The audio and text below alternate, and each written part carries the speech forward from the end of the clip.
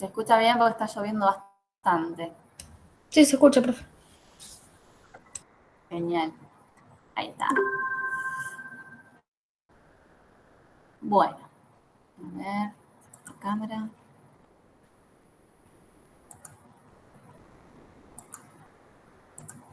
Bueno, excelente. Bueno.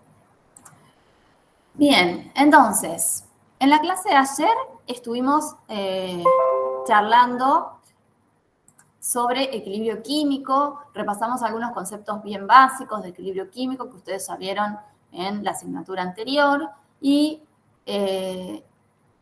estuvimos hablando un poco de qué significa esa constante de equilibrio, cuándo podemos aplicar esa constante de equilibrio y bueno, y también que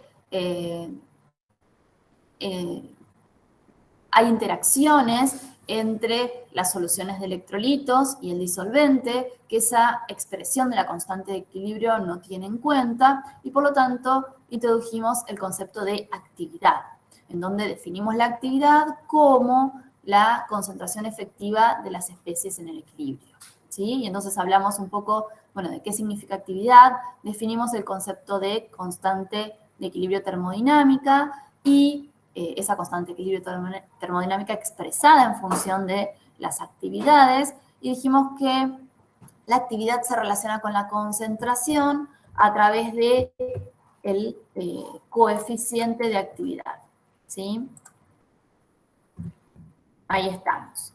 Y entonces, que cuando un sistema se comporta de forma ideal, ese coeficiente de actividad es 1 y entonces la actividad es igual a la concentración, y en ese caso la constante de equilibrio termodinámica va a ser igual a la constante de equilibrio estequiométrica, es decir, definida en función de las concentraciones, pero que eso no siempre ocurre y que cuando tenemos disoluciones de electrolitos tenemos que tener en cuenta al menos las interacciones electrostáticas. Entonces, digo, bueno, ¿cómo se calcula ese coeficiente de actividad para poder relacionar actividad con concentración? Y entonces estuvimos charlando de las leyes de Debye-Hückel que nos explican ese comportamiento de las disoluciones de electrolito y que nos permiten calcular el coeficiente de actividad. Entonces, bueno, vimos la primera teoría, que tiene en cuenta solamente las interacciones electrostáticas, la segunda teoría, que además de las interacciones electrostáticas, tiene en cuenta las dimensiones de los iones, ¿sí? Y por último, la tercera teoría, en la cual además tenemos la presencia de fuerzas de repulsión entre los iones que se solvatan en la disolución.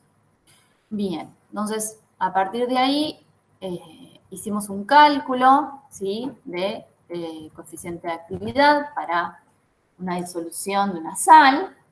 Y entonces, en la clase de hoy vamos a ver, bueno, cómo podemos relacionar la constante de equilibrio estequiométrica con la constante de equilibrio termodinámica, ¿sí? Y cómo podemos aplicar eso a un ejemplo concreto. Entonces, si nosotros tenemos este equilibrio, A más B, que nos va a dar C y D, entonces la expresión de la constante de equilibrio termodinámica es la que vimos en la clase de ayer. Miren.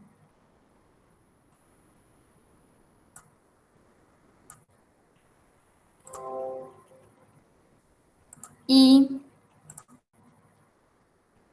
entonces, si nosotros reemplazamos la actividad de cada uno de los, la actividad de cada uno de las especies que están involucradas en la reacción, entonces, bueno, actividad era, ¿se acuerdan? Coeficiente de actividad por la concentración. Entonces, acá, hasta acá, solamente estamos reemplazando la actividad de C elevado a su coeficiente estequiométrico por el coeficiente de actividad de C elevado al coeficiente estequiométrico por la concentración de C elevado al coeficiente estequiométrico, ¿sí? Solamente reemplazamos según la relación entre actividad y concentración según el coeficiente de actividad. Y si nos ponemos a ver las concentraciones, si tomo solamente las concentraciones, ¿sí?, tengo la constante de equilibrio estequiométrica. Por lo tanto, esta constante de equilibrio termodinámica la podemos expresar de esta manera, en donde va a ser igual a el producto de los coeficientes de actividad por la constante de equilibrio termodinámica. Estequiométrica, ¿sí? La constante de equilibrio termodinámica va a ser igual a el producto de los, o a la relación que hay entre los coeficientes de actividad de las especies de la reacción por la constante de equilibrio estequiométrica. Entonces, de esta manera relacionamos constante de equilibrio termodinámica con constante de equilibrio estequiométrica. Si a esta expresión le aplicamos el logaritmo, ¿sí? Nos va a quedar esta expresión que tenemos acá. Y si tenemos en cuenta que para calcular el coeficiente de actividad lo podemos hacer por cualquiera de las leyes de Weis-Hückel, y si tomamos, por ejemplo, la ley ampliada simplificada, que se acuerdan la segunda, pero simplificada, despejamos el logaritmo del coeficiente de actividad, ¿sí? ¿Se acuerdan? Vamos para atrás un poquito, así la traemos. Era esta que tenemos acá, ¿sí? El logaritmo del coeficiente de actividad era igual a esta expresión. Entonces, si tenemos en cuenta esa expresión y la reemplazamos, ¿sí? Por donde tenemos el logaritmo del coeficiente de actividad de cada una de las especies, nos va a quedar esta otra expresión que, agrupando y operando matemáticamente, llegamos a esta que tenemos acá, en donde este delta de sub i por zi al cuadrado, en realidad implica los coeficientes estequiométricos y zi la carga de cada uno, ¿sí? Y esta expresión que tenemos acá no es nada más ni nada menos que la sumatoria de los coeficientes estequiométricos por la carga al cuadrado de cada uno de los productos, menos la sumatoria de los coeficientes estequiométricos por la carga al cuadrado de los reactivos, ¿sí? En este punto podemos ver que la relación que hay entre la constante de equilibrio termodinámica y la estequiométrica va a depender no solo de la fuerza iónica, ¿sí? De la disolución, sino que además va a depender de los coeficientes estequiométricos y de la carga de cada una de las especies involucradas en este equilibrio. Esta expresión, ¿sí? La podemos aplicar en un ejemplo concreto, por ejemplo, en la disociación del ácido acético, y entonces podemos usar esta expresión para ver cómo varía la constante de disociación termodinámica de la disociación del ácido acético en función de la fuerza iónica. Para esta disociación del ácido acético, la constante de equilibrio termodinámica tiene este valor que tenemos acá, ¿sí? Y vamos a usar la expresión a la que llegamos recién. Entonces, dijimos que este término es la sumatoria de los coeficientes estequiométricos por la carga al cuadrado de cada uno de los productos, menos la sumatoria de los coeficientes estequiométricos por la carga al cuadrado de los reactivos. Y entonces, si tenemos en cuenta reactivo y productos, y para este ejemplo en particular, bueno, vamos a tener productos. Tengo una carga positiva, ¿sí? Multiplicado por el coeficiente estequiométrico que va a ser 1, esto que tenemos acá, más, ¿sí? Porque es sumatoria, una carga negativa elevada al cuadrado, multiplicado por el coeficiente estequiométrico que va a ser 1, ¿sí? Menos, este menos de acá, la sumatoria de el coeficiente estequiométrico por la carga. En este caso no tenemos como reactivo una especie cargada, por lo tanto la carga es 0 y entonces todo este término se va a hacer 0. Entonces si hacemos esta cuenta que es súper sencilla, esto nos va a dar 2, entonces reemplazando acá nos va a quedar la expresión para este ejemplo en particular. Entonces ahora si graficáramos el menos logaritmo de la constante de equilibrio estequiométrica en función de la fuerza iónica de la disolución, que es lo que nos interesa ver, es decir, cómo varía la constante de disociación en función de la fuerza iónica, vamos a ver que la constante de equilibrio termodinámica, tal como lo dijimos en la clase de ayer, no va a variar con la fuerza iónica. ¿Se acuerdan? La definimos de esa manera porque dijimos, bueno, no depende de ninguna condición experimental. Si la fuerza iónica de la disolución cambia, la constante de equilibrio termodinámica no va a variar. Entonces, vemos que se mantiene siempre constante en su valor y sin embargo vemos cómo la constante de equilibrio estequiométrica, que está graficada con la línea llena, va a ir disminuyendo su valor a medida que va aumentando la fuerza iónica, ¿sí? Bien, otra vez vamos a tomar como referencia una fuerza iónica de 1 por 10 a la menos 3 para decir a bajas fuerzas iónicas y a altas fuerzas iónicas. Y entonces para fuerzas iónicas más bajas, es decir, más bajas de 1 por 10 a la menos 3, entonces vemos que en realidad no hay tanta diferencia entre los valores de la constante de equilibrio termodinámica y estequiométrica, ¿sí? Fíjense que varían apenas algunas unidades hasta llegar aquí. Sin embargo, a fuerzas iónicas mayores, a 1 por 10 a la menos 3, fuerzas iónicas más altas, vemos que hay una gran diferencia entre ambos valores. Entonces vemos cómo influye la fuerza iónica de la disolución en ese valor de constante de equilibrio estequiométrica, que se acuerdan expresamos en función de las concentraciones. Por eso es tan importante expresarla en función de las actividades, ¿sí? Bueno, dicho esto, ahora les tengo que decir que en general uno trabaja o intenta trabajar con disoluciones diluidas de fuerzas iónicas bajas, de manera que la constante de equilibrio termodinámica sea prácticamente igual, aproximadamente igual, a la constante de equilibrio estequiométrica. Y por lo tanto, si eso es así, la actividad va a ser igual a la concentración y trabajamos con concentraciones y no con actividades. Así, profe, toda esta clase para decirme que al final vamos a trabajar con las concentraciones. Bueno, sí, vamos a trabajar con concentraciones y no con actividad. ¿Por qué? Porque vamos a considerar que estamos trabajando con disoluciones que están diluidas, ¿sí? Que se van a aproximar a un comportamiento ideal y que la fuerza iónica de esas disoluciones va a ser lo suficientemente baja como para aproximar y decir que la constante de equilibrio termodinámica va a ser igual a la estequiométrica, ¿sí? ¿Qué pasa en situaciones reales cuando la fuerza iónica no la podemos mantener baja? Bueno, en ese caso, cuando en una situación real en el laboratorio estamos trabajando con una disolución de fuerza iónica elevada, entonces lo que se hace es fijar la fuerza iónica, es decir, mantener la fuerza iónica de esa disolución constante. ¿Y cómo se hace eso? Bueno, agregando un electrolito, generalmente una sal, que no va a interaccionar, en ese caso se va a comportar de forma inerte, no va a tener ninguna interacción con ese sistema, pero sin embargo va a elevar la fuerza iónica de esa disolución tanto que la fuerza iónica va a depender solamente de la concentración de ese electrolito en disolución, que no va a interaccionar con el sistema, y por lo tanto vamos a decir que trabajamos a fuerza iónica constante, ¿sí?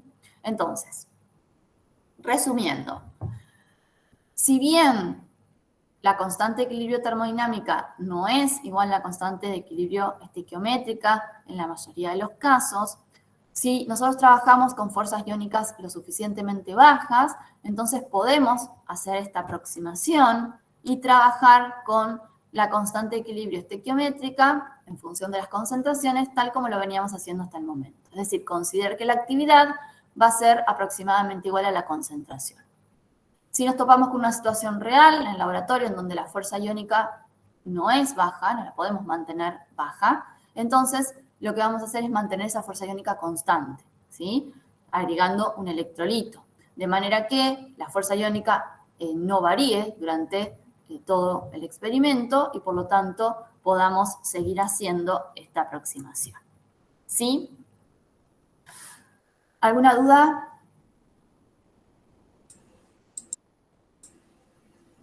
Profe, entonces, Sí. si estamos trabajando, o sea, si en nuestro laboratorio o intentamos trabajar con una solución que sea lo más parecida a ser diluida o de fuerza iónica baja, estaríamos trabajando como con la parte izquierda de ese cuadro, ¿no? De ese esquema, en la que son casi Sí, parecidas. acá, exactamente. Okay. Ahí estaríamos trabajando. Y en caso de que se pase al lado derecho, se agregaría el electrolito. Claro, en caso que la fuerza iónica sea tan elevada que ya no podamos hacer esta aproximación, entonces en ese caso se mantiene la fuerza iónica constante agregando un electrolito. Exactamente. Listo, gracias. Si nadie les dice lo contrario, trabajamos con la expresión de la constante de equilibrio estequiométrica, es decir, trabajamos con las concentraciones y no con las actividades. Vimos en la clase de ayer que no es tan sencillo trabajar con la actividad, porque para trabajar con la actividad tengo que calcular el coeficiente estequiométrico de cada una de las especies que están involucradas en este equilibrio. Y eso a veces no es tan sencillo en soluciones reales, ¿sí? Ayer hicimos un ejemplo de una solución muy sencilla, era una sal en agua y no había otra cosa, ¿sí? Pero en una solución real, en una muestra real, no es tan sencillo calcular ese coeficiente de actividad y por lo tanto esa fuerza iónica, ¿sí? Entonces, por esta razón se hace la aproximación, siempre y cuando cumplamos con estas condiciones. Bueno, si eso no es así, bueno, mantenemos la fuerza iónica constante, ¿sí? Bien. Bueno, y vamos a repasar ahora algo que ustedes ya saben, que es, qué pasa con los electrolitos en disolución. Algo vimos en la clase de ayer muy rápidamente para poder charlar de electrolitos que interaccionan con el disolvente, y bueno, en qué interacciones se pueden dar. Y entonces dijimos que la teoría de Arrhenius dice que los electrolitos disueltos en agua van a tender a disociarse en sus iones, ¿sí? De manera que si yo tengo un electrolito AB, se va a disociar en sus iones A y en sus iones B.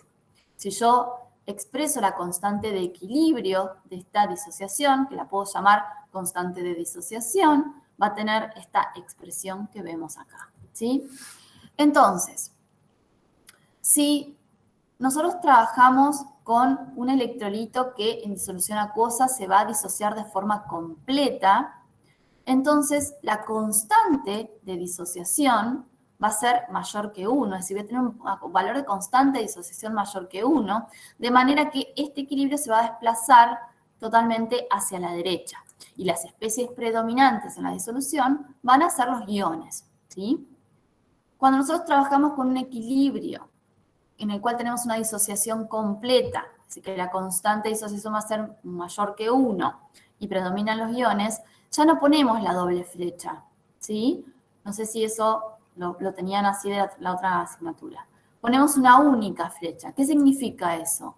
Que este electrolito está completamente disociado, ¿sí? Que las especies predominantes en la disolución van a ser los iones y que esa constante de disociación va a ser mucho mayor que 1, ¿sí? Entonces, cuando yo estoy hablando de un electrolito que se encuentra completamente disociado, ya no escribo esta doble flecha, lo esquematizo con una única flecha, ¿sí? Cuando estoy hablando de una disociación incompleta, si ese electrolito en una disolución acuosa se disocia de forma incompleta, esta constante de disociación va a ser menor que 1, ¿sí? Entonces, este equilibrio va a estar desplazado hacia la izquierda y, por lo tanto, la especie predominante en disolución va a ser la especie molecular de ese electrolito, ¿sí? Entonces, en ese caso estamos trabajando con una disociación incompleta. Cuando es así, expresamos el equilibrio con esta doble flecha, ¿sí? Entonces, cuando tenemos electrolitos que se disocian de forma completa, una única flecha, predominan las especies iónicas. Cuando trabajamos con un electrolito que no se disocia de forma completa, que su disociación es incompleta, lo expresamos con una doble flecha y entonces en ese caso va a predominar la especie molecular de ese electrolito, ¿sí? Entonces, dicho esto, Arrhenius define un parámetro alfa, que sería el grado de disociación, que es la fracción de moléculas de soluto que van a estar disociadas. Y en función de eso, define algo que ustedes ya saben. Clasifica los electrolitos en electrolitos fuertes, cuando ese grado de disociación es prácticamente 1, ¿sí? Y electrolitos débiles, cuando ese grado de disociación es menor que 1. ¿Sí? Ese grado de disociación va a variar entre 0 y 1, siendo 1 cuando se trata de electrolitos fuertes, es decir, que están completamente disociados, y siendo menor que 1, y variando ese valor dependiendo, con electrolitos débiles, es decir, que van a estar disociados de forma incompleta, ¿sí? Entonces, los electrolitos fuertes se disocian de forma completa, los electrolitos débiles se disocian de forma incompleta. Y ahí en la tabla tienen algunos ejemplos de electrolitos fuertes y electrolitos débiles, que se deben acordar, ¿sí? Los ácidos inorgánicos, la mayoría son electrolitos fuertes, el ácido clorhídrico, el ácido nítrico, el ácido perclórico. Los hidróxidos de los metales de alcalino térreo son electrolitos fuertes y la mayoría de las sales son electrolitos fuertes, es decir, se van a disociar de forma completa. Su grado de disociación va a estar cercano a la unidad. Sin embargo, electrolitos débiles van a ser la mayoría de los ácidos orgánicos, ¿sí? Algunos de los ácidos inorgánicos también son electrolitos débiles, como el ácido carbónico, como el ácido bórico. El amoníaco y la mayoría de las bases orgánicas son electrolitos débiles, ¿sí? Y bueno, tenemos aluros, cianuros y tiocianatos de estos metales, también constituyen electrolitos débiles, ¿sí? Entonces, teniendo en cuenta la disociación completa o incompleta de los electrolitos en esta disolución y su grado de disociación, Arrhenius los clasifica en fuertes y débiles, y esto es el ejemplo, ¿sí? Esta clasificación de electrolitos fuertes y débiles es solamente válida para disoluciones acuosas. Eso tiene que quedar claro. Si trabajamos con una disolución en la cual el disolvente no es agua, esta clasificación ya no es válida y nada, es distinta, ¿sí? Se comportan de otra manera. Eso vamos a ver un poco en lo que sigue de la clase, ¿sí? ¿Hasta acá alguna duda? Bien. Bueno, entonces, les presento los equilibrios químicos que nosotros vamos a desarrollar en química analítica básica. Los vamos a dividir entre equilibrios homogéneos, es decir, que van a transcurrir en una única fase, y equilibrios heterogéneos, es decir, que van a transcurrir en dos o más fases. Y dentro de los equilibrios homogéneos vamos a estudiar los equilibrios ácido-base, los equilibrios de complejación y los equilibrios de oxidación-reducción. Y dentro de los equilibrios heterogéneos vamos a estudiar los equilibrios de precipitación y los equilibrios de distribución, ¿sí? Entonces, vamos a comenzar en la clase de hoy a trabajar con los equilibrios homogéneos ácido-base. Y para eso vamos a repasar un poco los conceptos de ácido-base que ustedes ya vieron en el cuatrimestre pasado, muchos, y si no algunos anteriormente, ¿sí? Para empezar a repasar de qué se trata esto de los equilibrios ácido-base, vamos a ver cómo fue evolucionando ese concepto de ácido-base a lo largo del tiempo. Y allá por el 1600, Boyle distinguió un ácido de una base por el sabor agrio que tenían los ácidos, el poder disolvente de un ácido y porque daba color rojo al papel de tornasol. Entonces, notó que todos los ácidos daban un color rojo en ese papel de tornasol. Y las bases, por el contrario, tenían sabor amargo, ¿sí? Tacto jabonoso, no sé, alguna vez alguno tocó hidróxido de sodio, y daban color azul al papel de tornasol, ¿sí? Entonces, ya en el 1600 logró hacer esa distinción. Después el concepto de ácido-base siguió siendo estudiado y evolucionando, y entonces en un principio se creía que todos los ácidos contenían oxígeno. Eso postuló... ¿Profe? Sí. Una pregunta, ¿qué es el papel de tornasol? O sea, lo vi una vez, pero ¿qué es? Es un papel de una composición especial que se utiliza para medir el pH de las disoluciones. Ah, no, solamente puede distinguir entre ácido y base, ¿sí? Solamente se puede distinguir entre ácido y base, es decir, o va a dar color rojo o va a dar color azul. Es todo lo que te puede decir, es toda la información que nos puede dar, digamos. Después hay otros tipos de tiras reactivas de pH que ya nos pueden orientar más, si estamos, en qué pH estamos trabajando, ¿sí? Pero en principio el papel de tornasol solamente nos va a informar si estamos trabajando con un ácido o con una base. ¿Sí? Ah, ok, gracias. Bien. Bueno, y el concepto entonces les decía, fue evolucionando porque al principio, según Lavoisier, solamente los ácidos eran aquellos que en su composición, en su molécula, contenían oxígeno, ¿sí? Pero después, ya Berthollet, unos años después, demostró que no, que por ejemplo el ácido cianhídrico o prúsico no contenía oxígeno en su molécula y sin embargo se comportaba también como un ácido, ¿sí? Y entonces así el concepto fue evolucionando.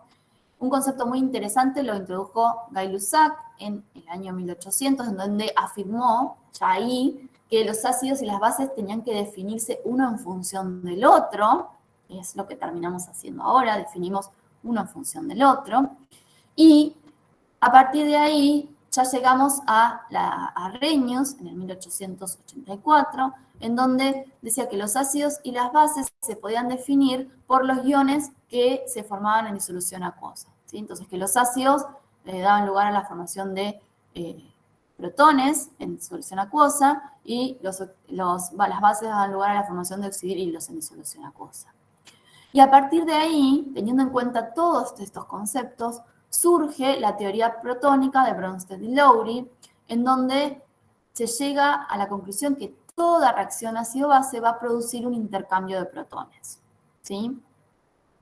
Después, a partir de esta teoría, surge un poquito más tarde la teoría de Lewis, ¿sí? Que ustedes seguramente la han trabajado bastante, que es una teoría más general y que involucra a la teoría protónica, ¿sí? En donde decíamos que la interacción, en una interacción entre un ácido y una base, los ácidos son las sustancias capaces de aceptar electrones y electrones que van a provenir de las bases, digamos, ¿sí? Entonces, la teoría de Lewis por ahí es una teoría un poco más de aplicación más general, pero en lo que tiene que ver con química analítica y los equilibrios que nosotros vamos a estudiar, los equilibrios ácido-base que vamos a estudiar, nos vamos a centrar en la teoría de Bronsted y Lowry, en la teoría protónica, que dice que toda reacción Profe, ácido-base... Sí, perdón que te interrumpa, pero antes de seguir, ¿puedes volver a la diapositiva que estaba antes de la línea del tiempo? ahí está. Sí, ahí está, gracias. Bien. Esta diapositiva es solo para presentarles qué es lo que vamos a ir estudiando a lo largo de la materia, ¿sí? Van a ver que cada vez que empecemos algún tema, yo les voy a decir, bueno, ahora estamos parados en este lugar, vamos a empezar con esto, vamos a estudiar con otro, ¿sí? Entonces, como para que ustedes tengan una idea qué equilibrios vamos a ir estudiando a lo largo de la asignatura, ¿sí? Avísenme cuando puedo cambiar, ¿eh? Ya está, profe, gracias. Bien. Bueno, entonces, decíamos que la teoría protónica nos dice que toda reacción ácido-base va a producir un intercambio de protones. Y el ácido, vamos a considerar ácidos, a todas aquellas sustancias que sean capaces de ceder protones, y bases a todas sustancias capaces de aceptar protones. Entonces, como en una reacción ácido-base va a haber un intercambio de protones, se tiene que dar que simultáneamente en esa reacción haya una sustancia que ceda protones y simultáneamente una sustancia que acepte protones, ¿sí? Entonces, en una reacción ácido-base, uno tiene que comportarse como ácido y otro tiene que comportarse como base, ¿sí? Entonces, tenemos un ejemplo acá general en donde vemos que el ácido 1 va a reaccionar con la base 2 para dar lugar a la formación de la base 1 y el ácido 2, ¿sí? El ácido 1 va a ceder su protón a la base 2 y se va a convertir en la base 1. Y la base 2 va a aceptar el protón del ácido 1 y va a dar lugar a la formación del ácido 2. ¿Se acuerdan que decíamos que el ácido 1 y la base 1 formaban un par conjugado, así también como la base 2 y el ácido 2 forman un par conjugado? Y entonces, la base 1, ¿cómo la llamábamos? Era la base conjugada del ácido 1, ¿verdad? Y el ácido 2 era el ácido conjugado de la base 2, ¿está? Entonces teníamos pares conjugados ácido-base, ¿sí?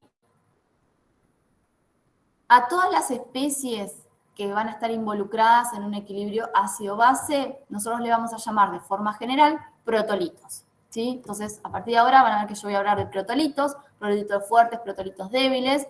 ¿Qué significa? Que estoy hablando de una especie que está participando de un equilibrio ácido-base, ¿está? Entonces, como ustedes ya saben, un ácido va a contener un protón más que su base conjugada. Eso es cierto, ¿verdad?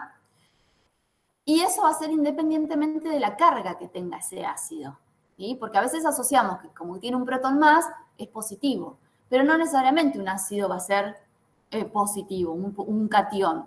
Un ácido puede ser una especie neutra, puede ser un catión o puede ser incluso un anión, ¿sí? La condición es que tenga un protón más que su base conjugada. ¿Está?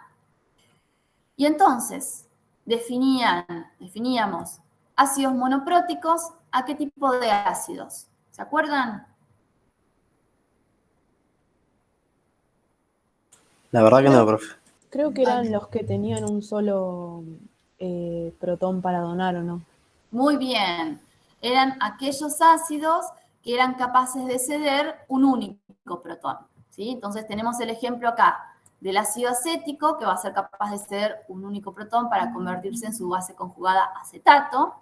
El catión amonio, que va a ser capaz de ceder un único protón para convertirse en amoníaco. Y el anión bicarbonato, que va a ceder es capaz de ceder un único protón para convertirse en el carbonato, ¿sí? Entonces, los ácidos monopróticos son aquellos ácidos que pueden ceder un único protón.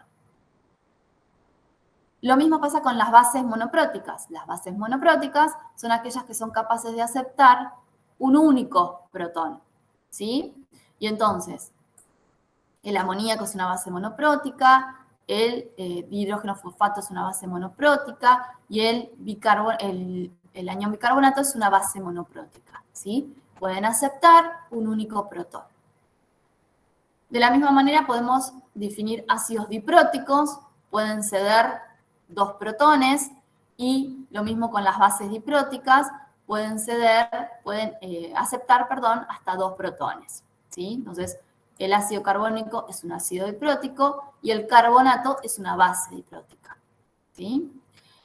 Y después tenemos el ejemplo del ácido fosfórico, que puede ceder hasta 3 protones, ¿sí? Entonces, se llama ácido triprótico, o en forma más general los vamos a llamar como ácidos polipróticos, es decir, aquellos ácidos que sean capaces de ceder más de 2 protones, los vamos a considerar polipróticos, ¿sí?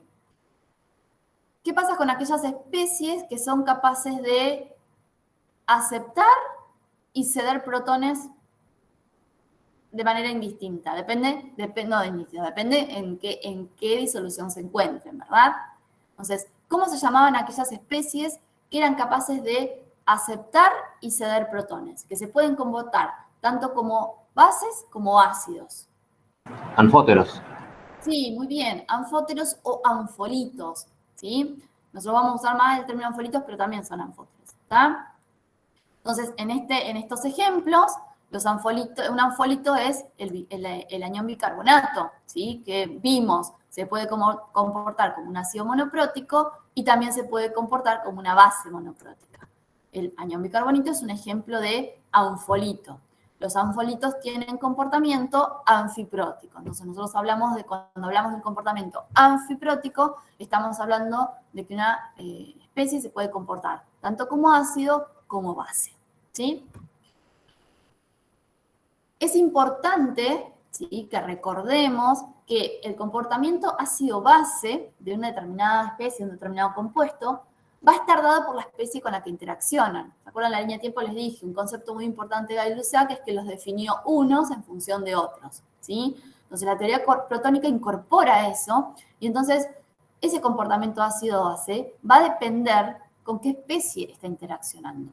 Generalmente nosotros trabajamos con disoluciones.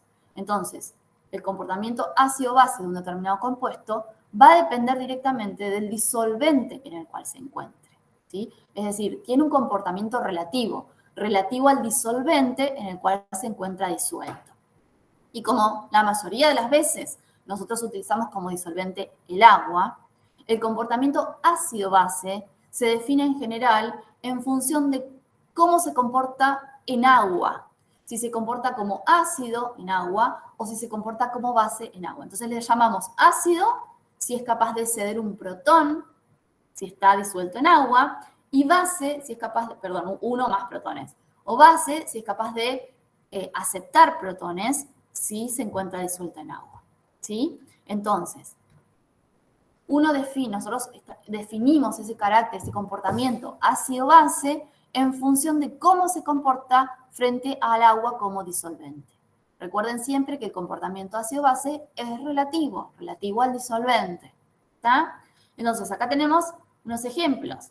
El ácido acético, frente al agua, es capaz de ceder su protón al agua para dar lugar a la formación del acetato y iones hidrógeno. Entonces, el ácido acético en agua se va a comportar como ácido. El amonio en agua también se comporta como ácido. Cuando disolvemos amonio en agua, el amonio es capaz de ceder su protón al agua para dar lugar a la formación de amoníaco y iones hidrógeno, ¿sí? Entonces, el ion amonio se comporta como ácido, es un ácido. Como bases tenemos el amoníaco y tenemos el ejemplo del anión bicarbonato, ¿sí? Entonces, ambos van a ser capaces de aceptar un protón del agua y por lo tanto se van a comportar como bases cuando están disueltos en agua, ¿sí? Entonces, podemos ver que el agua es un anfolito, es un disolvente que va a tener un comportamiento anfiprótico, porque es capaz de comportarse como base y como ácido, ¿sí? Es capaz de aceptar protones de los ácidos y es capaz de ceder protones, ¿sí? Entonces, se puede comportar tanto como base o como ácido, y entonces el agua es un anfolito y tiene comportamiento anfiprótico, ¿sí? Otros disolventes anfipróticos, que no son tan utilizados, son los alcoholes, como el metanol, el etanol. El ácido acético es un disolvente anfiprótico y el amoníaco también es un disolvente anfiprótico, ¿sí? Pero lo que tenemos que volver a recordar es que este comportamiento ácido-base siempre va a depender del disolvente en el cual se encuentre. Y como generalmente trabajamos con agua, cuando ya no lo aclaramos, digamos, no decimos, bueno, pero porque tenemos agua como disolvente. Es como que estamos acostumbrados, decimos, bueno, estamos trabajando en una disolución acuosa y este es un ácido y este es una base.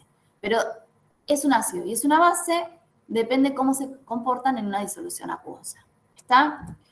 Para cerrar un poco este concepto y volver, vamos a ver esta tabla, que vamos a ver que en este caso tenemos urea como compuesto, y vamos a ver que se va a comportar como ácido como base según en el disolvente en el cual se encuentre, ¿sí? Entonces, vamos a ese comportamiento relativo de los compuestos. Y entonces, si la disolvemos en agua, se comporta como una base muy débil, ¿sí? Es capaz de ceder su protón al agua. Es capaz de aceptar un protón del agua, ¿sí? Se comporta como una base muy débil. Si la disolvemos en ácido acético, lo mismo, se va a comportar como una base no tan débil como en agua, ¿sí? Se comporta como una base débil, con una constante mayor, sería, ¿sí? Entonces, bueno, volvemos a ver el mismo comportamiento, es capaz de aceptar un protón del ácido acético. Sin embargo, si disolvemos la urea en amoníaco, ya no se comporta como una base, se comporta como un ácido y es capaz de cederle su protón al amoníaco, ¿sí? Entonces se comporta como ácido. Entonces fíjense que el comportamiento, es decir, si es una base o si es un ácido, va a depender según el disolvente en el cual se encuentre disuelto. ¿Está? Bien. Todos los disolventes anfipróticos son capaces de sufrir autoprotólisis, eso lo saben. Bueno, y el agua, como disolvente que generalmente utilizamos, es capaz de sufrir autoprotólisis. Este es el equilibrio de autoprotólisis, es decir, reacciona entre sí, se va a comportar como ácido y como base a la vez, y entonces tenemos este equilibrio. Si escribimos la constante de equilibrio termodinámica para este equilibrio, es decir, en función de las actividades, llegamos a esta expresión, ¿sí? En donde sabemos que la actividad de un compuesto puro es 1, ¿sí? Está incluida dentro de la constante, y entonces nos queda esta expresión. La constante de autoprotólisis del agua, que se expresa en función de las actividades, a una temperatura de 25 grados centígrados, va a tener un valor de 1 por 10 a la menos 14. ¿Sí? Ahora, fíjense que el valor de la constante de autoprotólisis del agua es realmente muy bajo, es 1 por 10 a la menos 14. ¿Qué quiere decir? Que este equilibrio va a estar prácticamente desplazado hacia la izquierda, ¿sí? Con una constante menor que 1, pero muchísimo menor que 1, ¿sí? Quiere decir que las concentraciones que vaya a haber de oxidrilos y de iones hidrógeno en disolución va a ser muy, muy bajita, porque este equilibrio va a estar muy desplazado hacia la izquierda. Por lo tanto, si consideramos que las concentraciones de oxidrilos y iones hidrógeno va a ser muy bajita y estamos trabajando en una solución diluida de iones oxidrilo y de iones hidrógeno, entonces podemos asumir que la actividad va a ser igual a la concentración y entonces expresamos la constante de autoprotólisis del agua en función de la concentración de los iones hidrógeno y los iones oxidrilos, ¿sí? Recuerden siempre que tiene un valor de 1 por 10 a la menos 14 a una temperatura de 25 grados centígrados, ¿sí? Bien, y entonces en función de las concentraciones de iones hidrógeno y de iones oxidrilos en disolución, se definían si una disolución era neutra, si era ácida o si era básica, ¿sí? Entonces, ¿cuándo una disolución es neutra? Teniendo en cuenta las concentraciones de iones hidrógeno y oxidrilo en la disolución. Cuando tiene misma cantidad de cada de los dos. Cuando la concentración de iones hidrógeno y de iones oxidrilos es la misma, es igual, exactamente. En este caso estamos trabajando con una disolución neutra. ¿Y una disolución ácida?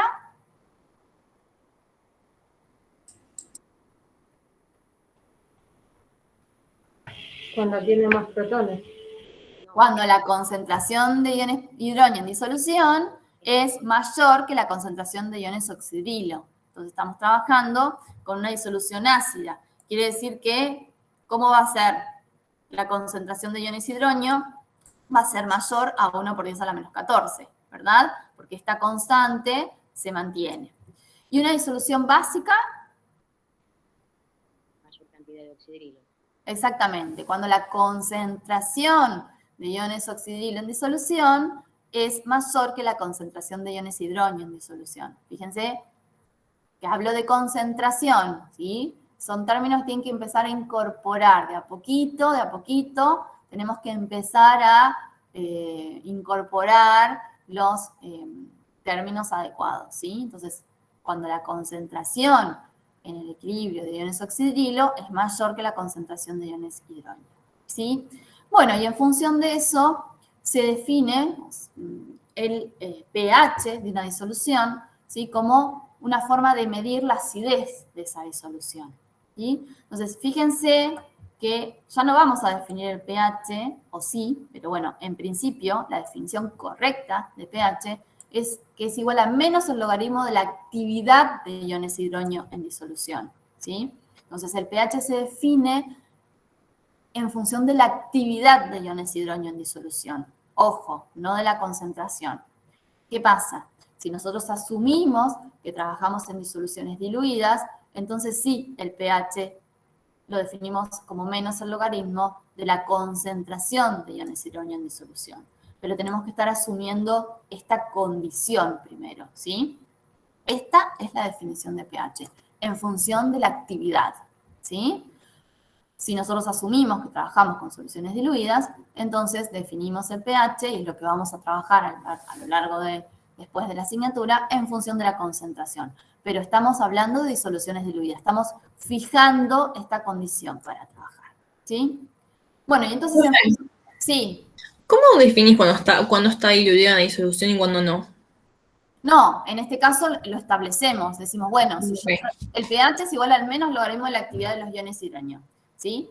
Sí. Si yo trabajo con disoluciones diluidas, puedo asumir que pH va a ser igual a menos el logaritmo de la concentración de iones hidrógeno.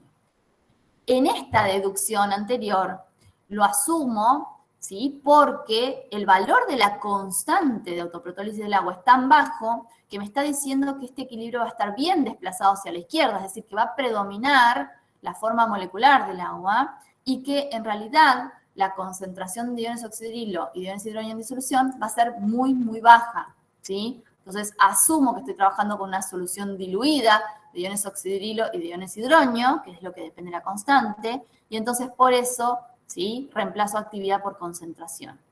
¿Está?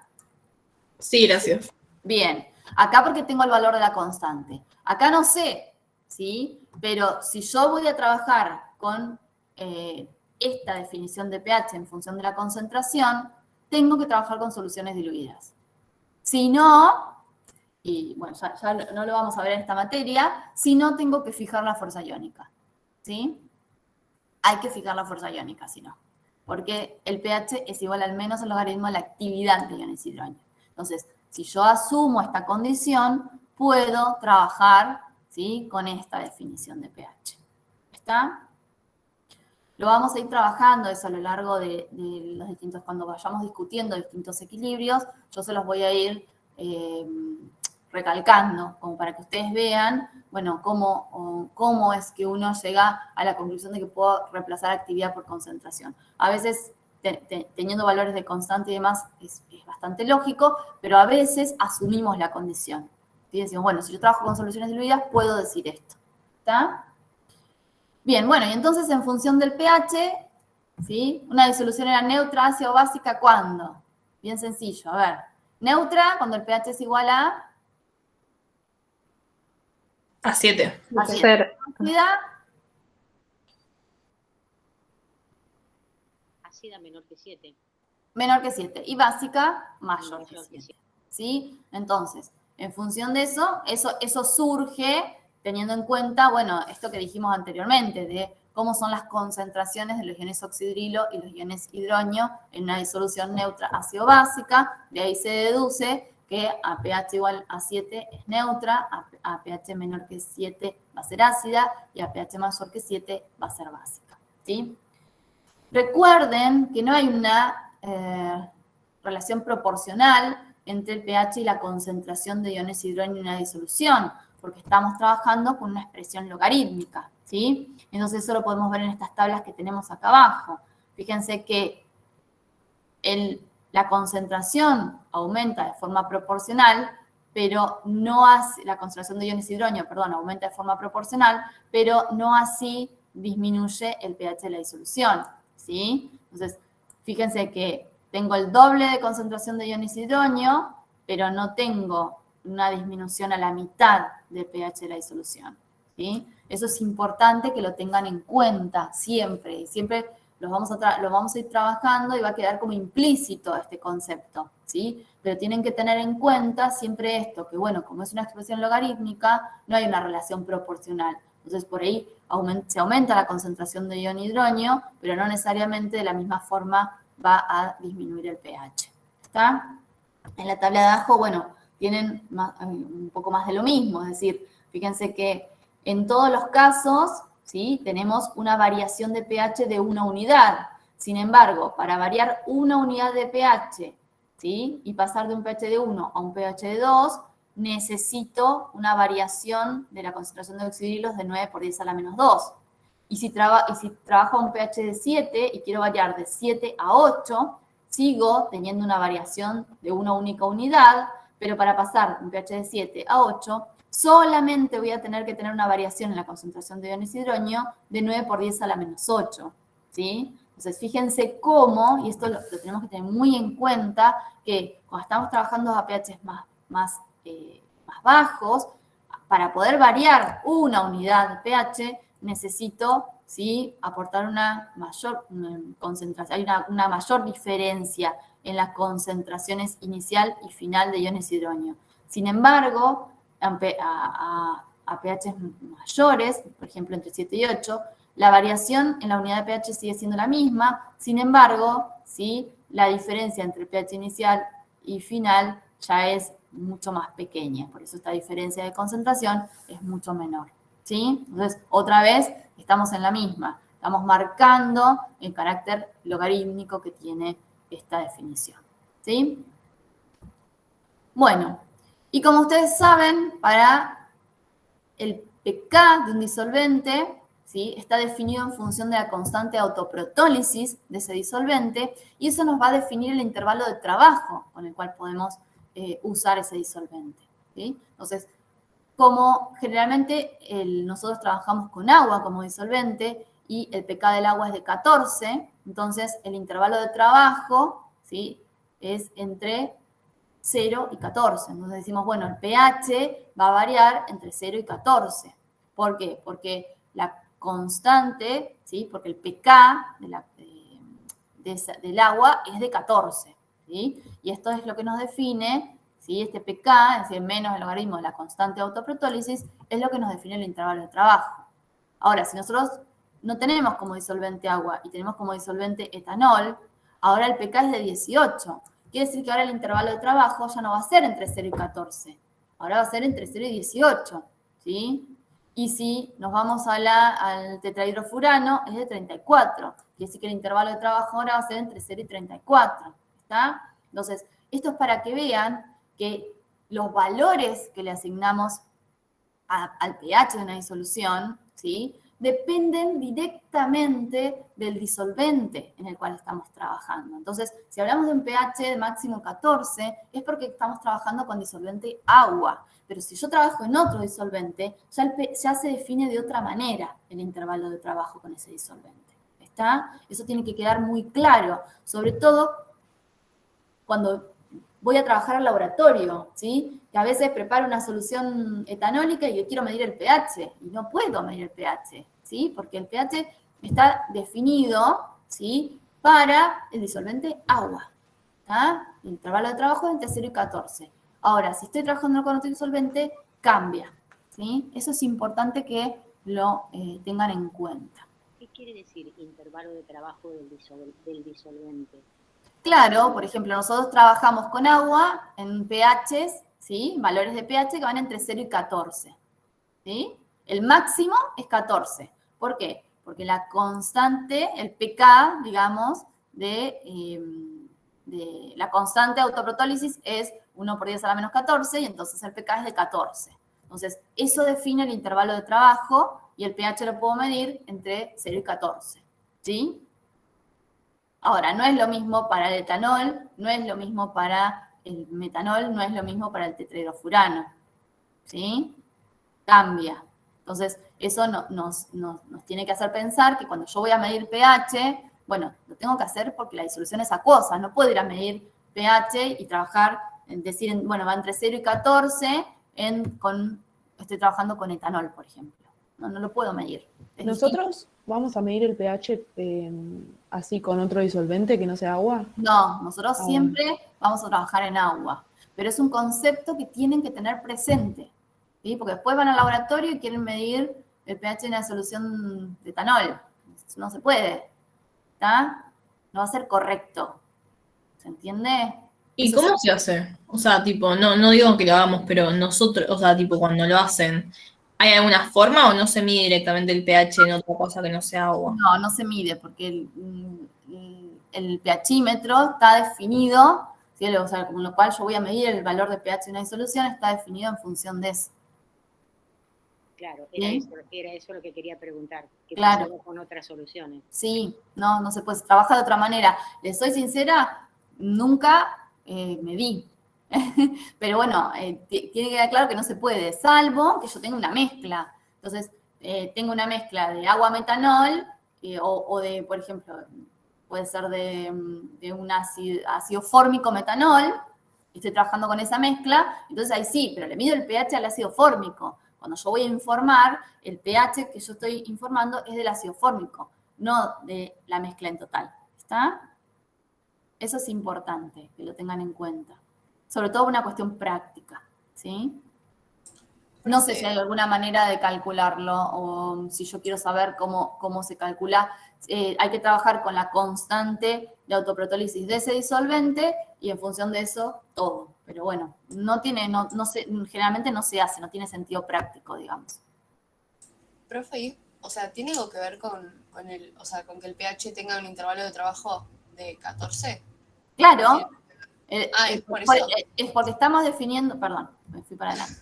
Porque estamos definiendo el pH en función de la concentración de iones hidronio en disolución, ¿sí? Y todo lo estamos definiendo en función de la constante de autoprotólisis del agua, ¿sí? Entonces, por eso el pH se define, el intervalo de trabajo es entre 0 y 14, ¿sí? Ese es el intervalo de trabajo para el agua. Claro, Porque o sea, todo considerando ese que mi concepto lo disolvente es el estamos... agua. ¿Cómo? Considerando que mi disolvente es el agua, o sea, por Claro, lo que exacto. Fíjense que listo. todo el concepto lo llevamos a partir de la constante de autoprotólisis del agua. Entonces estamos considerando que el solvente es el agua, y por eso el intervalo de trabajo es entre 0 y 14. Pero si yo cambio de disolvente, es otra cosa. Eso es lo que les tiene que quedar, digamos, de esta diapositiva, ¿sí? De esto que estamos charlando ahora. ¿Está? ¿Sí? Bien, bueno, entonces, lo que venimos diciendo, la tendencia de un ácido a hacer protones y de una base a aceptarlos, ¿es una medida de la fuerza? Sí, ¿sí? Es una medida de la fuerza que tienen los ácidos y las bases, ¿sí? Cuanto más un ácido tienda a ceder sus protones, más fuerte va a ser. Cuanto una base tienda a aceptar los protones, más fuerza va a tener, ¿sí? Pero fíjense que la fuerza de los ácidos y de las bases se definen en función del disolvente también, ¿sí? Entonces, son fuertes o débiles en agua. ¿tá? Entonces, después ya nos olvidamos y trabajamos, bueno, ¿es fuerte o es débil? ¿Sí? Pero el concepto de fuerte o débil es siempre utilizando como disolvente el agua. Y entonces, los ácidos o bases fuertes en agua son aquellos protolitos que a concentraciones moderadas se van a encontrar totalmente disociados, ¿sí? Aquí tenemos este ejemplo. Y los ácidos o bases débiles en agua van a ser aquellos protolitos que a concentraciones moderadas van a reaccionar de forma incompleta, es decir, se van a encontrar disociados de forma incompleta, que su equilibrio va a estar desplazado hacia la izquierda, ¿sí? Entonces, después ya vamos a hablar de fuertes y débiles sin decir que el disolvente es el agua. Asumimos que el disolvente es el agua, ¿sí? Pero tengan siempre en cuenta que son fuertes o débiles según cómo se comporten en agua. Y van a ser más fuertes o más débiles y la tendencia, la fuerza de esos ácidos y esas bases se va a medir en función de cuál sea su tendencia para ceder o aceptar protones, ¿sí? Entonces, si nosotros tenemos, vamos a decir, un ácido que se disocia de forma incompleta cuando se encuentra en agua, según este equilibrio, y escribimos la constante de acidez termodinámica para este equilibrio, ¿sí? Y asumimos que trabajamos con disoluciones diluidas. Ven otra vez, se los estoy diciendo, voy a asumir que trabajo con soluciones diluidas y entonces la actividad la puedo reemplazar por concentración. Entonces, esta expresión de la constante de acidez, de este equilibrio, es una medida cuantitativa de la fuerza ácida de este equilibrio. Es decir, me va a dar un valor, me va a poner valor a la fuerza ácida.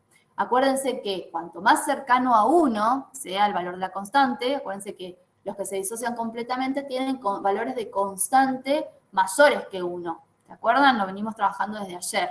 Entonces, cuanto más cercano a 1 sea el valor de esta constante, mayor va a ser su fuerza ácida. ¿Está? Entonces, la expresión de la constante, el valor de la constante de acidez, va a ser una medida cuantitativa de la fuerza de ese ácido. ¿Sí? Lo mismo pasa para las bases. Entonces escribimos un equilibrio para una base en agua que se disocia de forma incompleta.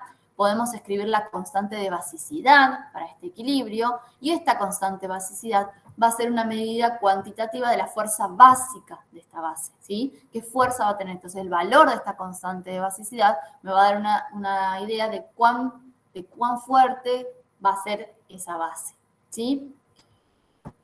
Teniendo en cuenta esto, si nosotros multiplicamos, hacemos el producto entre la constante ácida y la constante básica, ¿sí? Es decir, entre esta expresión y esta expresión, ¿sí? Llegamos a esto y entonces vemos que la base 1 la podemos simplificar, base 1 con base 1, y ácido 1 con ácido 1. Y entonces vemos que el producto de las constantes de acidez y basicidad fíjense, de un par conjugado, va a ser igual a la constante de autoprotólisis del agua, ¿sí? Fíjense que para que esto sea así y para que yo pueda simplificar y llegar a esta expresión, sí o sí tengo que estar trabajando con un par conjugado. Fíjense, estoy trabajando con el ácido 1 y la base 1, ¿sí? La base 1 es la base conjugada del ácido 1.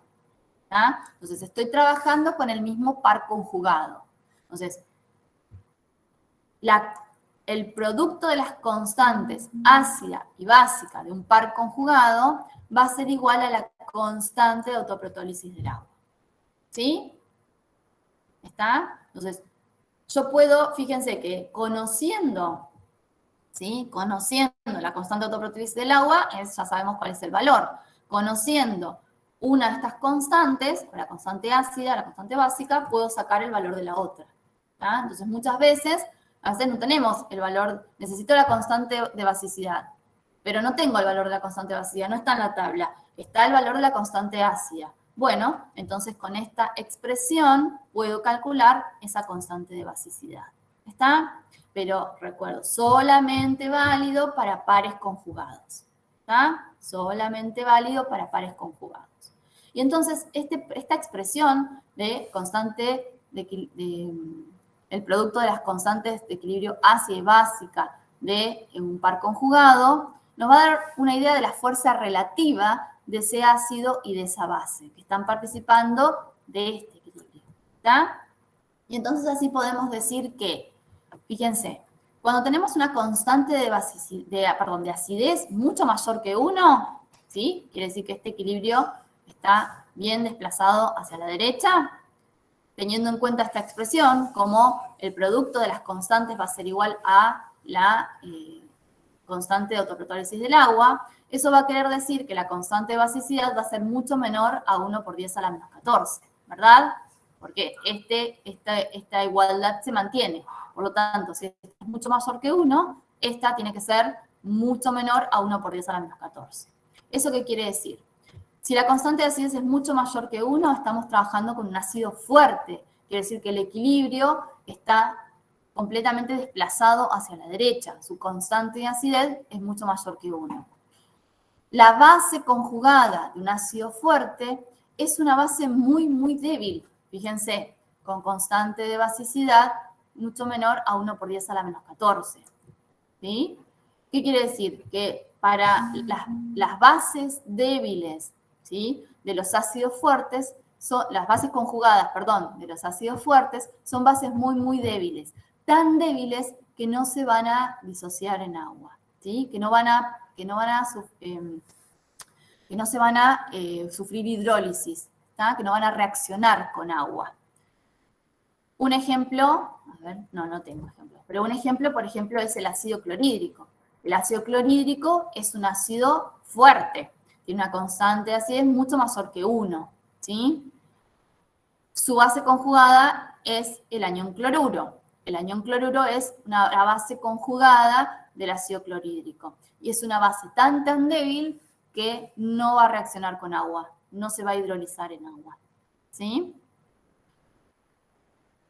Si la constante de acidez está entre un valor de 1 y 1 por 10 a la menos 14, la constante de basicidad, el valor de la constante de basicidad va a ser relativo al valor de esta constante de acidez. Entonces, cuando estamos trabajando con ácidos o bases débiles, que no están completamente disociados, la fuerza del par conjugado, de la base conjugada o del ácido conjugado, va a depender de la fuerza del ácido, ¿sí? O de la base. ¿Se entiende? Porque esta igualdad siempre se mantiene, ¿sí? Entonces, va a depender que la fuerza de la base o del ácido sea mayor o menor en función de los valores que estemos trabajando.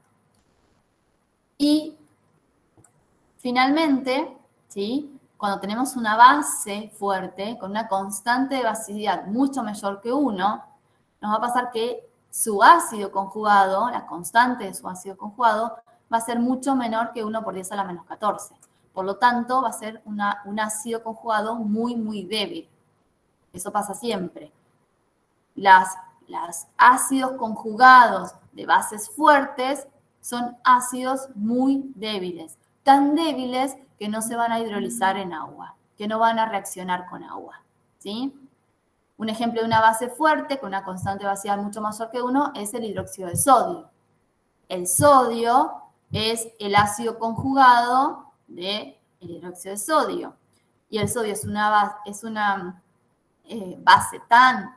ácido conjugado tan débil que no va a reaccionar con agua, ¿sí? Entonces, eso es importante que lo tengan presente y lo sacamos en función de esta expresión, ¿sí? Entonces, fíjense que conociendo el valor de las constantes, ¿sí?, puedo hablar de la fuerza relativa de un par conjugado, ¿tá? Entonces, para ácidos fuertes tenemos bases conjugadas muy, muy débiles, tan débiles que no se hidrolizan en agua, no reaccionan en agua. Para bases fuertes tenemos ácidos conjugados, lo dije al revés, ¿no? Vamos de nuevo. Para ácidos fuertes tenemos bases conjugadas tan débiles que no se van a hidrolizar en agua. Para bases fuertes tenemos ácidos conjugados tan débiles que no se van a hidrolizar en agua, ¿sí? Y después en el medio, cuando tenemos ácidos o bases con valores de constante entre 1 y 10 a la menos 14, bueno, la fuerza del par conjugado va a ser relativa, ¿sí? A uno o a otro. ¿Está? ¿Se entiende más o menos? Sí, sí. Bien, vamos a un ejemplo entonces, ¿sí?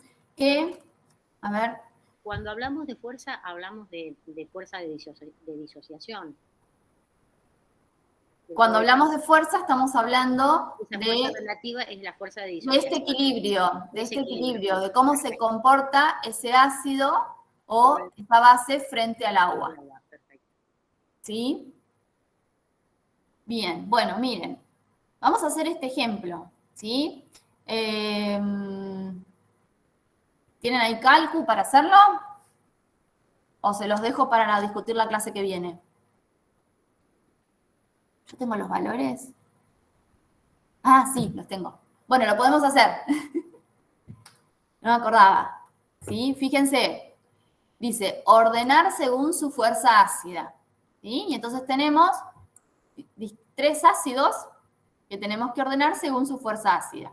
El ácido acético, el ácido carbónico y el ácido fosfórico. Y fíjense que para cada par conjugado tenemos que calcular algo. ¿Sí? No sé, fíjense, para el primer ejemplo está completo. El ácido acético tiene una constante de 1,8 por 10 a la menos 5. Su base conjugada es el ion acetato, que tiene una constante de 5,6 por 10 a la menos 10. ¿Sí?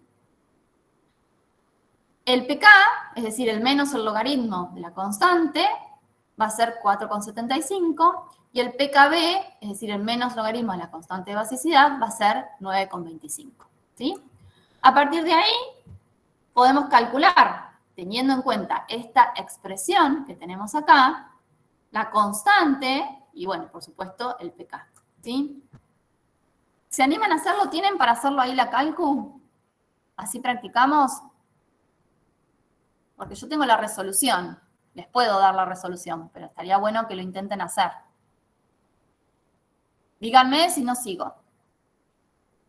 Yo lo estoy haciendo. Muy bien, excelente, entonces. Entonces, espero un ratito. Vamos a ver qué sale. Sí, buenísimo, es mejor, porque así, si nos quedaron dudas, las terminamos de aclarar acá, cuando nos vamos a la práctica.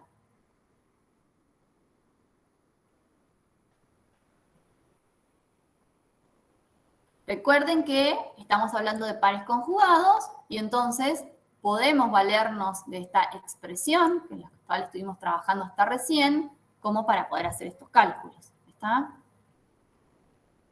También se puede analizar cada uno en particular, en ese caso el acético en relación a su base y a su ácido. Sí, podríamos sacar una conclusión. Como Sí, hablábamos hoy, si es mucho más ácido que básico. Exacto. También. Sí, se puede sacar una conclusión, digamos, de cada uno entre sí. La idea es que ordenemos los ácidos según su fuerza ácida, ¿sí? Entonces, que los comparemos entre sí. Pero sí que podemos sacar conclusiones a partir de bueno, sí, cómo es el ácido en función de su base conjugada, digamos. Si es más fuerte, si es más débil.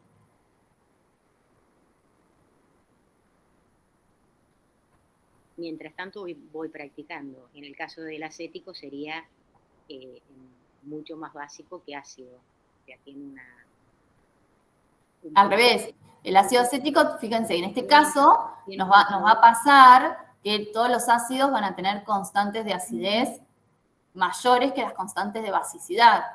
Por lo tanto, ¿qué quiere decir? Bueno, que la fuerza, o sea, la fuerza relativa, ¿sí? Recuerden, cuanto más cercano esté la constante al valor de 1, mayor es su fuerza. Ahí ya le estoy diciendo cómo ordenar.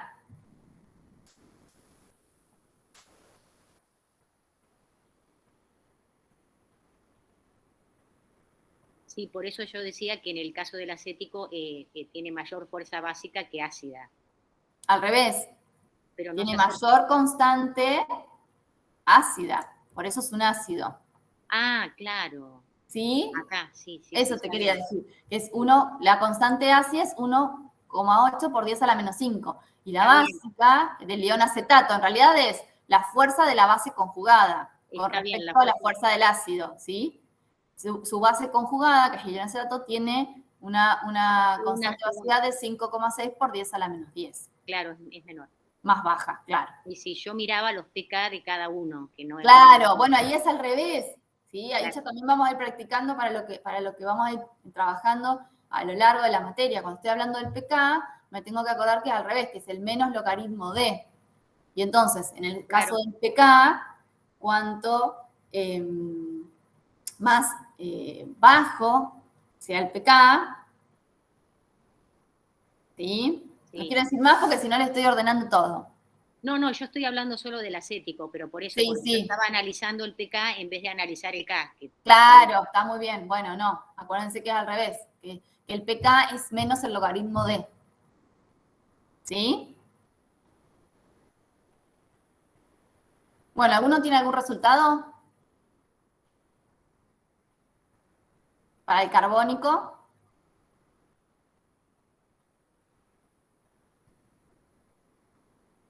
Sí, yo. Bien. Me dio. Espera que me re perdí.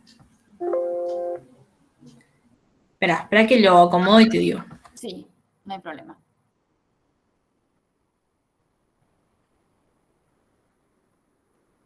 Ahí está, la constante básica creo que sería 7,65, puede ser. ¿El pKb? Sí. Sí, puede ser. Y la concentración molar me dio 2,239 por 10 a la menos 8. Ojo, no es concentración molar, ¿eh? Es constante de basicidad. ¿Este valor? Uy. ¿Este valor? Sí. Sí, es la constante de basicidad. Ah, ok. Bien, perfecto. Sí. Profe, ¿y el KB de basicidad se calcula igual que el Ka? O sea, menos logaritmo de la... Sí, se calcula igual. Es Ok. menos logaritmo de. Tengan en cuenta también que como el producto de la constante de acidez por la constante de basicidad es igual a la constante de autoprotólisis del agua, que es 1 por 10 a la menos 14, de la misma manera, el pK más el pKb es igual a 14. ¿Sí? Si yo a esta expresión le aplico menos el logaritmo, a toda la expresión, me va a quedar que el pKa más el pKb es igual a 14. Ahí está para corroborar también. Entonces, este pKa o este pKb lo puedo calcular con el valor de la constante, aplicándole el menos logaritmo, o si tengo el valor del pKa, puedo utilizar esa expresión, pKa más pKb igual a 14. Igual todo ese como ese truco, digamos, es cuando son bases y ácidos conjugados. Nada Sí, sí. Porque Fíjense si que no, los valores con los cuales estamos trabajando esta expresión es para calcular constantes de acidez o de basicidad de pares conjugados. ¿Sí? No puedo mezclar, no puedo usar la del ácido acético para obtener la del bicarbonato. No. ¿Sí? Siempre trabajo con el par conjugado. Bien, bueno, y del último, el ácido fosfórico, ¿tienen un valor de constante de acidez? Yo lo hice. Bien, a ver. Me dio el pKa sería 2,12. Y el Ka me dio 7,585 por 10 a la menos 3. Sí, hay algo que no está bien ahí. A ver, fíjate que la constante de acidez, ¿sí? La constante de basicidad del hidrógeno fosfato es 1,3 por 10 a la menos 12. Quiere decir que la constante de acidez del ácido fosfórico debería ser mayor. ¿Sí? Y si vamos al pKa, si tomamos eso de que pKa más pKb es igual a 14, 14 menos 11,88 nos da 2,12. Entonces acá... Sí. No, me dio 2,12, no sé si dije algo distinto. Ah, no te entendí, perdóname. 2,12. Sí. ¿Y entonces la constante de acidez? Esa me dio 7,6 por 10 a menos 3. Ah, muy bien. Perdón, es que se me mezclan los nombres. Ah, muy bien, listo. Ahí está, porque ahí me quedé con el menos 12. Me quedé con algo de 12. Perfecto, listo. Ahí está. Muy bien. Muy bien, entonces, tenemos la constante de acidez para el ácido fosfórico, ¿sí? De 7,7 me dio a mí, por 10 a la menos 3, ¿sí? O similar puede ser. Depende de los decimales de la cálculo. Y la constante de vaciedad del bicarbonato, alguien también me había dicho, daba 2,3 por 10 a la menos 8, y el pKb 7,65 y 2,12. Bien, entonces, eso los calculamos utilizando esta expresión. Ahora, si los tengo que ordenar según su fuerza ácida, del más fuerte al más débil.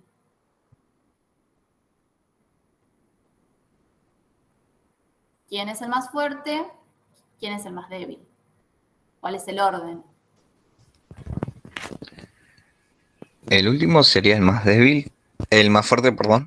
Sí, muy bien. El ácido fosfórico sería el más fuerte. Tiene la constante de acidez mayor. ¿Le sigue? El ácido acético. El ácido acético, muy bien. Y por último tenemos el ácido carbónico, ¿sí? Entonces, fíjense que comparando los valores de esas constantes de acidez, yo puedo tener una idea de la fuerza, ¿sí? Lo que venimos trabajando. Bueno, acá trabajamos fuerzas relativas de pares conjugados, pero acá les había dicho que la expresión de la constante de acidez es una medida cuantitativa de la fuerza ácida, ¿está? Y después les estuve diciendo que cuanto más cercano a 1, ¿sí? Más fuerte va a ser. Entonces, el ácido más fuerte va a ser el ácido fosfórico, le sigue el ácido acético y por último el ácido carbónico, ¿sí? Fíjense que los pK es al revés. De esto estamos hablando recién, mientras hacían las cuentas. Como el pK es el menos logaritmo de, el pK que tiene el valor más bajo corresponde al ácido, ¿sí? Más fuerte, ¿sí? Fíjense. Y el pK que tiene el valor más alto corresponde al ácido más débil de estos tres, ¿eh? Fíjense que todos son ácidos débiles, en definitiva. El ácido fosfórico es un ácido débil, el ácido acético es un ácido débil y el ácido carbónico es un ácido débil. Todos tienen valores de constante menor que 1. Entonces, son todos ácidos débiles. Pero si los comparo entre sí, el ácido fosfórico tiene más fuerza ácida que el ácido acético y el ácido acético tiene más fuerza ácida que el ácido carbónico. ¿Está? Profe, Sí. no entendí algo, porque yo había entendido, o sea, en realidad esto lo tenía de la química anterior. Sí. O sea, con lo que yo hago, con lo de menos logaritmo, es con la molaridad sería, o sea, con los moles, que es este número que está acá. Acá esta es la constante, ¿o no? Este es el valor de la constante, sí. Que es un valor constante, ¿sí? Independientemente de las concentraciones. Ok, perfecto. ¿Sí? Por eso es una constante, ¿está? Entonces, independientemente de las concentraciones de ácido y base en la disolución, lo que se mantiene constante es la relación que hay, ¿sí? Acuérdense, eso un poquito hablamos en la clase de ayer. Lo que me habla, lo que expresa o lo que me dice esta expresión de la constante de equilibrio es que lo que se va a mantener constante es la relación entre productos y reactivos, ¿sí? El valor de la constante siempre va a ser constante. Puede variar, no necesariamente son iguales, ¿se acuerdan? Ayer hablamos. No es que van a ser iguales las concentraciones, lo que se mantiene constante es la relación. El equilibrio, ¿sí? Puede variar. Entonces puede variar la concentración de la base, del ácido, los iones hidrógeno. Pero esta relación se va a mantener constante y va a ser igual a ese valor constante. ¿Está? ¿Sí? Sí, gracias. Bien, que lo vemos reflejados en estos valores. Entonces, insisto, todos son ácidos débiles, todos tienen valor de constante menor a 1, pero puedo comparar su fuerza ácida entre unos y otros a partir del valor de la constante. Cuanto más alejada está el valor de la constante de 1, ¿sí? Menor va a ser su fuerza ácida. ¿Sí? Entonces ahí tenemos la conclusión. La sustancia va a ser más ácida cuanto mayor sea su valor de constante de acidez o menor sea su pK. ¿Sí? Bien. Bueno, y por último, para terminar de hablar un poco de esto de el comportamiento relativo, ¿sí? de un compuesto en un disolvente, entonces vamos a hablar de lo que se llama efecto nivelador del disolvente. Y es la tendencia de un disolvente, ¿sí? a aceptar o a ceder protones, y eso va a determinar la fuerza del ácido o de la base que esté disuelto en ese disolvente. ¿Sí? Es un poco más de lo mismo. Pero ahora lo vamos a definir como efecto nivelador. ¿Qué quiere decir eso? Vamos a dar un ejemplo concreto. Supónganse que tenemos... Profe, perdón. Sí. ¿Esto es lo que se conocen como los buffer o estoy equivocado? Sí, no. Todavía no llegamos ahí. Nos van a faltar 2 clases más o menos, calculo, para hablar de soluciones reguladoras o buffer o amortiguadoras. ¿Sí? Esto tiene que ver con qué efecto tiene el disolvente en la fuerza del ácido o de la base. ¿Sí? Ahora voy al ejemplo completo para que vean a dónde voy. ¿Sí? Supónganse que tenemos como disolvente el agua. ¿Sí? Y tenemos como ácidos el ácido perclórico y el ácido clorhídrico. Si yo tengo disuelta la misma cantidad, la misma concentración de ácido perclórico en agua y de ácido clorhídrico en agua, ambos ácidos se comportan como fuertes en agua, se van a disociar de forma completa y entonces yo no puedo distinguir entre la fuerza ácida del ácido perclórico o del ácido clorhídrico en agua. ¿Sí? Si yo tengo ácido clorhídrico y ácido perclórico y los disuelvo en agua, no puedo decir que el ácido perclórico es más fuerte que el clorhídrico o que el clorhídrico es más fuerte que el perclórico. ¿Sí? Ambos son fuertes por igual, porque se van a disociar de forma completa en agua. Si disuelvo en este disolvente la misma cantidad de ácido perclórico, la misma concentración de ácido perclórico y de ácido clorhídrico, ambos me van a dar la misma cantidad o concentración de iones hidronio en la disolución. No va a haber diferencia, ¿sí? Por lo tanto, esto se lo conoce como efecto nivelador del disolvente. El agua ejerce un efecto nivelador en la fuerza ácida del ácido perclórico del ácido clorhídrico, ¿sí? Entonces, a misma cantidad, siempre a misma cantidad, ¿no? A misma cantidad, a misma concentración de ambos ácidos en una disolución acuosa, no puedo decir que uno es más fuerte que el otro, ¿sí? Hay un efecto nivelador. ¿Por qué? Porque ambos, a misma cantidad, a misma concentración, van a liberar a la disolución la misma cantidad o concentración de los iones hidronio, ¿sí? Porque se disocian de forma completa. ¿Está? Entonces, se dice que el agua ejerce un efecto nivelador. Que yo después use un ácido y no otro, depende mucho de la aplicación. A veces me conviene más usar el ácido clorhídrico porque tiene determinadas propiedades que no tiene el perclórico, que no tiene el nítrico, por ejemplo, que sería otro ácido fuerte en agua. ¿Está? Pero no puedo decir que uno es más fuerte que el otro, ¿sí? Porque el agua ejerce un efecto nivelador. ¿Qué pasa si yo cambio de disolvente? Y ahora uso ácido acético como disolvente. Dijimos que también era un solvente anfiprótico, ¿sí? Pero es aceptor, pero más débil que el agua. Y fíjense, tengo los mismos ácidos y tengo la misma cantidad, la misma concentración. Entonces, fíjense en este caso, el ácido perclórico con el ácido acético, ¿sí? Nos va a dar esta reacción con una constante de acidez para esta reacción de 1 por 10 a la menos 4,7, ¿sí? Y el ácido clorhídrico en ácido acético tiene una constante de 1 por 10 a la menos 8,4, ¿sí? Entonces, vemos por los valores de las constantes de acidez que el ácido clorhídrico es un ácido más débil que el ácido perclórico cuando está disuelto en ácido acético. Se dice entonces que el ácido acético ejerce un efecto diferenciador entre estos dos, en la fuerza ácida de estos dos ácidos. ¿Está? se siguen comportando como ácidos frente al ácido acético, pero acá sí puedo diferenciar entre la fuerza ácida del ácido perclórico y del ácido clorhídrico, cosa que no podía hacer en agua. ¿Está? Entonces, el efecto nivelador del disolvente se refiere a eso. El agua hace que los ácidos fuertes sean todos ácidos fuertes porque se disocian de forma completa y que no pueda decir que uno es más fuerte que el otro. ¿Está? Ejerce ese efecto nivelador. Si yo los quiero diferenciar, los tengo que disolver en otro disolvente y que me permita hacer esa diferenciación. ¿Está? Profesora, ¿hay ya una lista de compuestos que tienen ese efecto diferenciador, que uno ya sabe que los puede utilizar para diferenciar?